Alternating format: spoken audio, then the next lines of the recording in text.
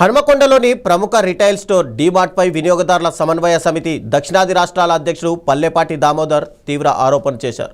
హన్మకొండ జిల్లా ఆహార భద్రతా అధికారితో కలిసి ఆయన డీమార్ట్లో ఆకస్మిక తనిఖీలు నిర్వహించారు.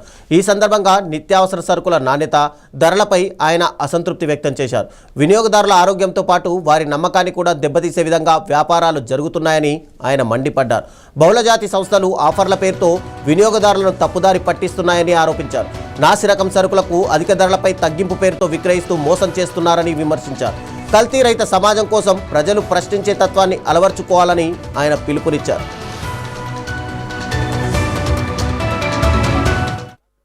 దామోదర్ వినియోగదారుల సమన్వయ సమితి దక్షిణాది రాష్ట్రాల అధ్యక్షుడిని. గత 30 సంవత్సరాలుగా వినియోగదారుల సంఘాలలో అనేక సేవా కార్యక్రమాలు చేపట్టడం జరిగింది. గత 2 సంవత్సరాలుగా ఆహార పదార్థాలు జరుగుతున్న కల్తీని నియంత్రించడానికి అధికారులతో కలిసి రాష్ట్ర వ్యాప్తంగా తనిఖీలు నిర్వహించడం, నాణ్యత ప్రమాణాలు పరిశీలించడం అనేది జరిగింది.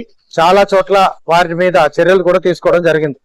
రేపు ప్రపంచ ఆహార భద్రతా దినోత్సవం సందర్భంగా ఈ రోజు హన్మకొండలో కొన్ని డిపార్ట్మెంటల్ స్టోర్స్ లో, రెస్టారెంట్స్ లలో ప్రమాణాలు పాటిస్తున్నారా లేదా, శుభ్రత ఉన్నదా లేదా, వినియోగదారులకు నాణ్యమైన వస్తువులు అందిస్తున్నారా లేదా అన్న దాని మీద పరిశీలన చేయడం జరిగింది.